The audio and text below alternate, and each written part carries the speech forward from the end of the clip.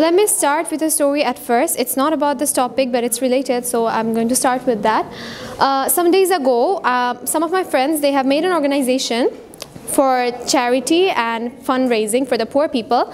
They had arranged a campaign at the old railway station in Chittagong, and they invited me to go there, like to see and to help them, and they were donating blankets over there. So I went with them, but what turned out is we had to run away from there.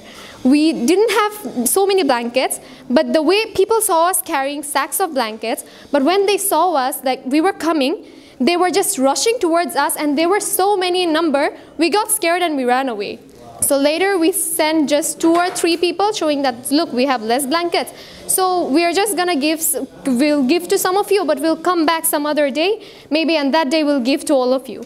So that's what happened, but we can't actually blame these people for behaving like that, because they have that need. They don't have that thing. They're sleeping on the streets every day.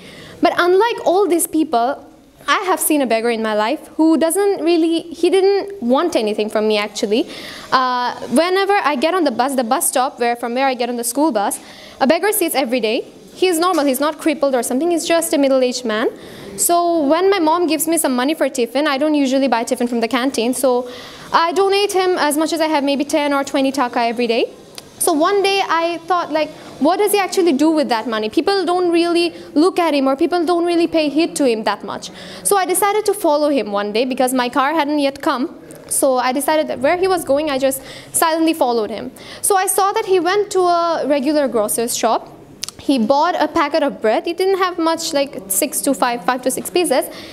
He was coming, and I also followed him. At first, the shopkeeper tried to shove him away. Like, you don't have any money, you're like ill-clothed, and you don't seem that much affluent, so I won't keep you in my shop. But later as he had the money, he had to give him the bread.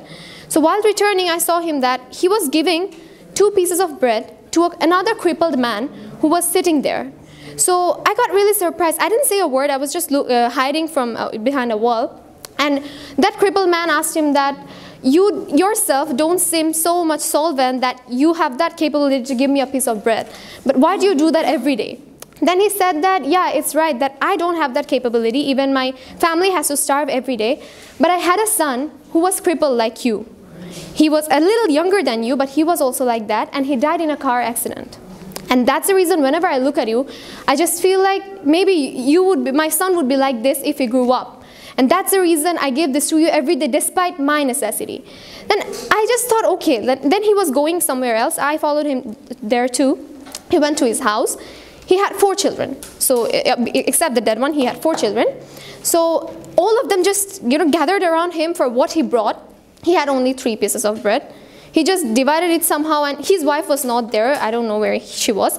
He didn't eat anything for himself. He just gave it to his children. And I really felt really bad that day, because sometimes we behave really bad with beggars, but we have to understand that they do that because they're compelled to do it. They have the necessity. And this beggar, he was different from others, but he also has that feeling that he also tries to help someone else. Despite having so less, if he has the mentality to help others, so why not us? We have loads of things, right? So this story just taught me why I should not shove away beggars or behave badly with them. And I also request you all to remember this thing. Next time you see a beggar, just behave nicely with him. If you can't give him money, just tell him that, brother, I don't have any money with me right now. So that's all I want to say. Thank you. Thank you. So today I'm going to give the speech on a beautiful day with an unprivileged orphan. So what does unprivileged orphan means? So orphans are those kids who have been displaced from their own home, or they don't have their parents, or they have to live a very miserable life. And underprivileged means we can see in different footpaths and different streets. So those we can say as underprivileged. We can see orphans in orphanages. So I had a special incident with those kind of unprivileged orphans. So it was in 2014. So I was in my home. I was sleeping in the night at 9 p.m. So I was going for my sleep. At the time, beside my house, there is a small footpath. So a girl was coughing very severely. So it was night, so it was very loud sound. So I could hear it very clearly. The second day also I could hear that sound. And the third day, my mom also heard that sound and just gone downstairs and saw that the girl was coughing, and that was Orphan with a little baby beside her, sleeping without any kind of bed sheets or any kind of blankets at that severe cold. So my mom felt pity for her, or like, then the next day we called that orphan and that baby in our house and just asked about what will happen to their parents or why they live in the streets of footpath. So they said that once in 2013 there was a cyclone, or there was a signal was given in the sea. So her father was a fisherman, so when he have gone in the sea for catching fishes, at that time he could not come back due to the sea waves, and his father died there.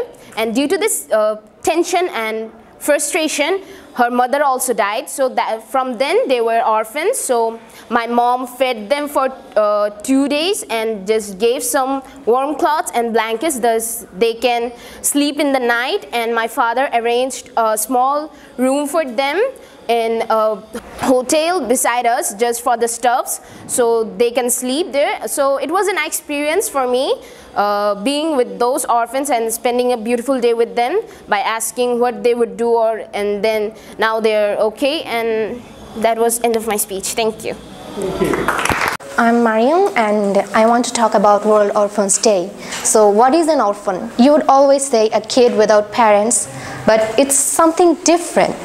Like, orphans are human like us, they're kid like us. More importantly, they're somebody's dreams. Like, if I ask you, what are you to your parents? Their dreams, their life, and they were somebody's life. But their dreams, they had dreams. Their father had dreams for them, but they could never be realized because they couldn't be with them. So isn't it our duty that we stand for them? Because I read in a school like SOS Harman Minor School. It's part of one of the world's biggest orphanages. So I have students who are orphans, and I don't call them orphans, they are my besties. They are my best friends. I saw a friend of mine, she used to hide a picture every day in her bag. She would look at it and she would hide it. And I wanted to know, what is that? Is that her crush or is that something else?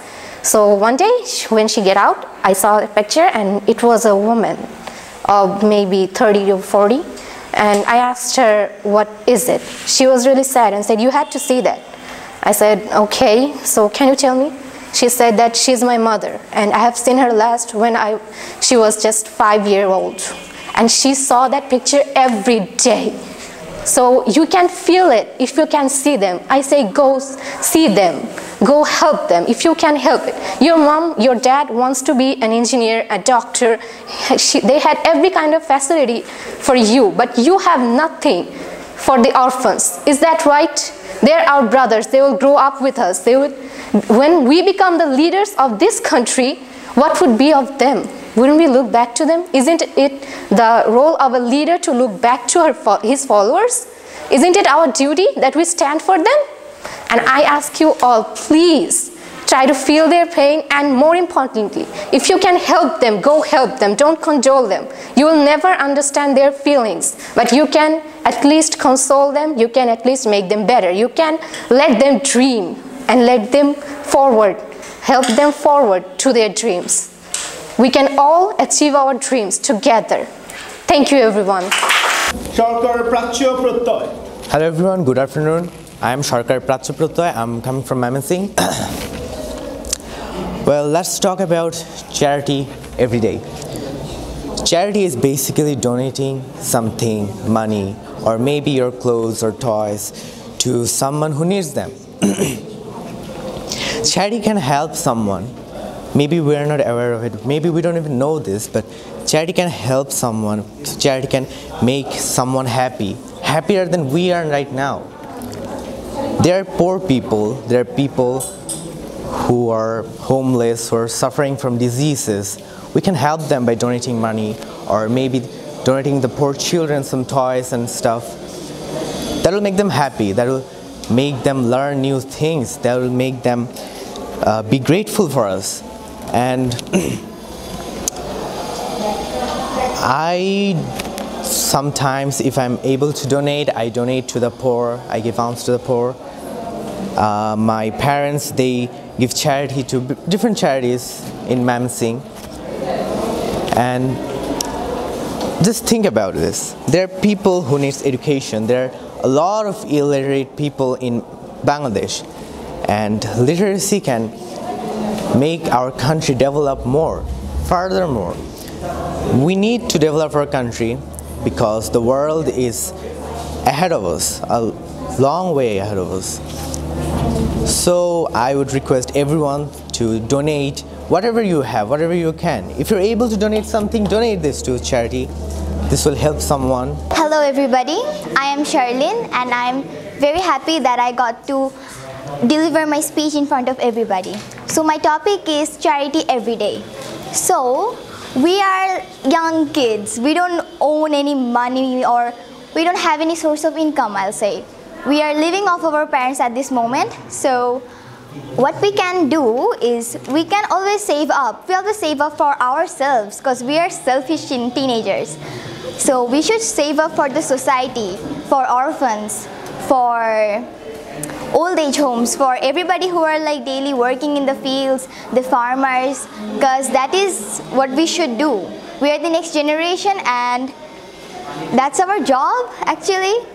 And I think that we always get hyped when one of our YouTubers or one of our favorite stars come up with a new merch item and they're like, oh, you can buy this and this is like $50 for each t-shirt. $50 is a lot in a Bangladeshi taka.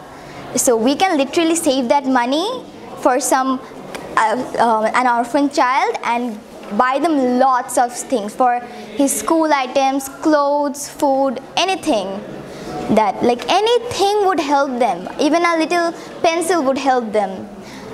They can like be happy, like they can be grateful to us forever. And you never know, you can be somebody bigger in their eyes, like we look up to our parents, our peers. So that's all. I think we should always help the others in need and we should always contribute a little bit of this society. Thank you. Good morning everyone, good afternoon everyone. My name is Sakib. I'm from Sylhet. I studied the Sylhet Khajanchibar International School and College. My topic is me and a beggar. Well, in Sylhet there are quite a lot of beggars, well, in everywhere. You can see quite a lot of people asking for alms. Even some are reciting the Quran, some singing, quite a lot of things.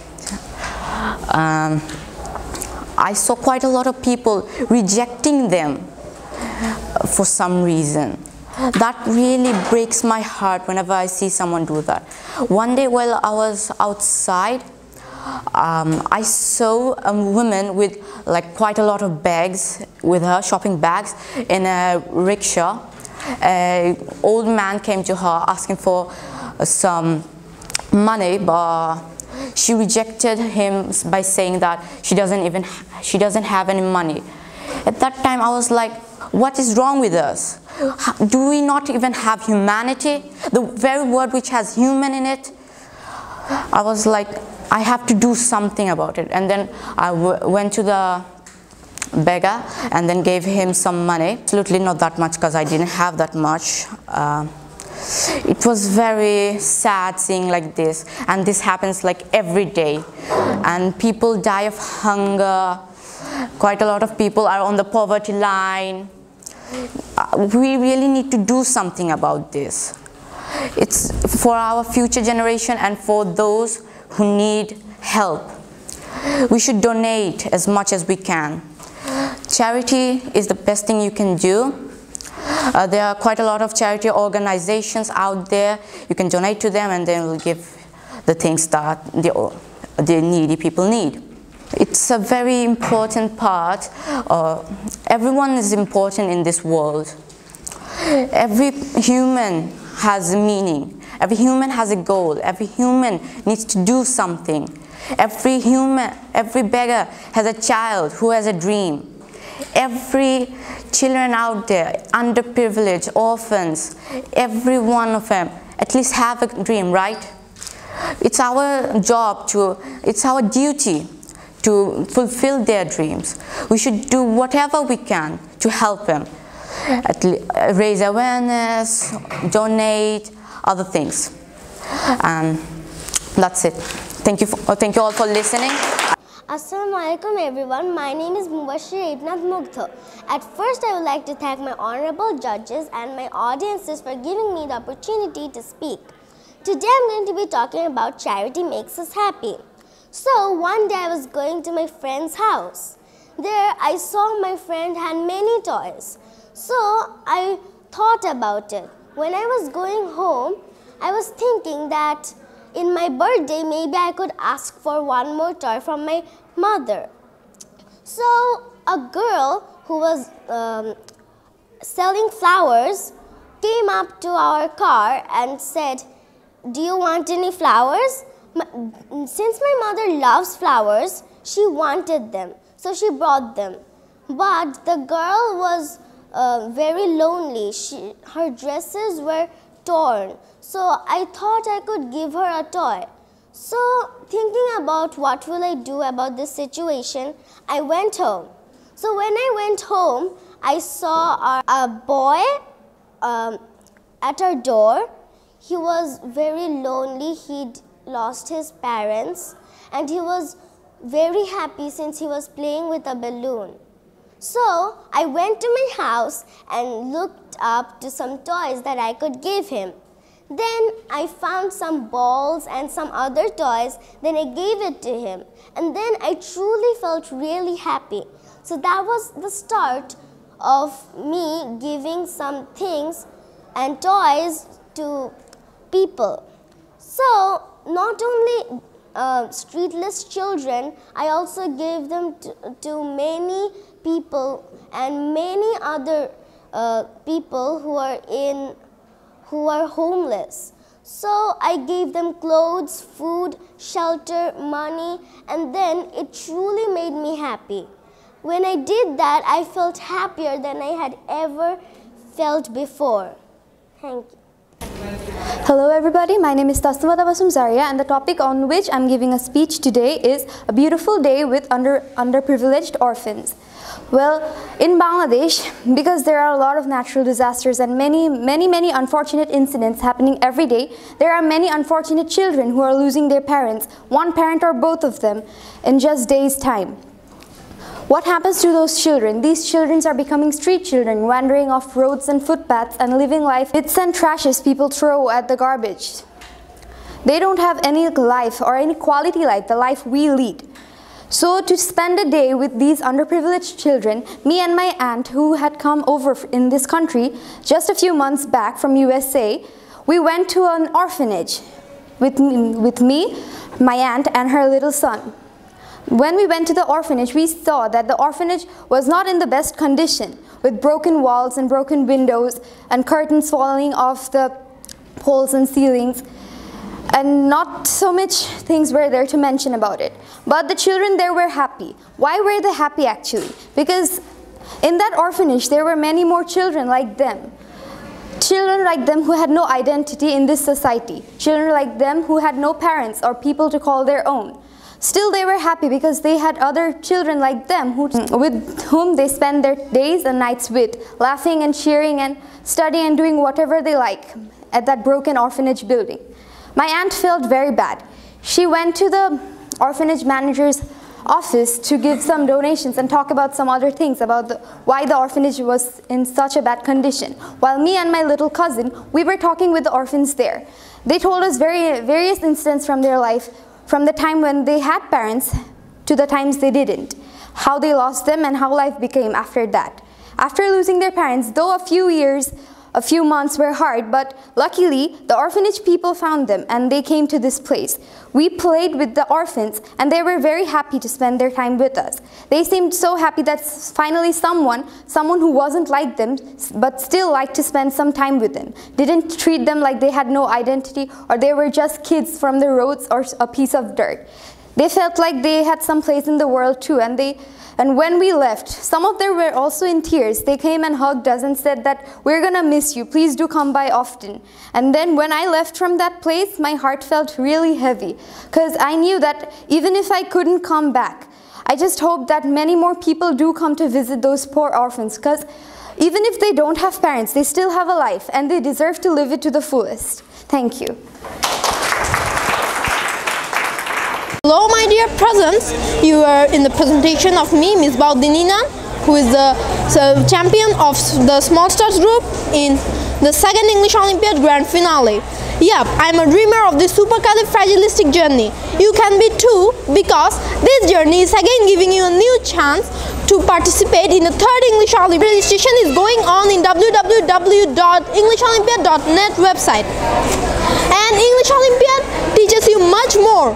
Then it teaches you that you are not limited into this competition. Out of the competition, bonding upon each another, you can be leaders. So to be a leader, come here of course, and it teaches you the fun way of everything. So I'm inviting you cordially. Thank you. Assalamu alaikum.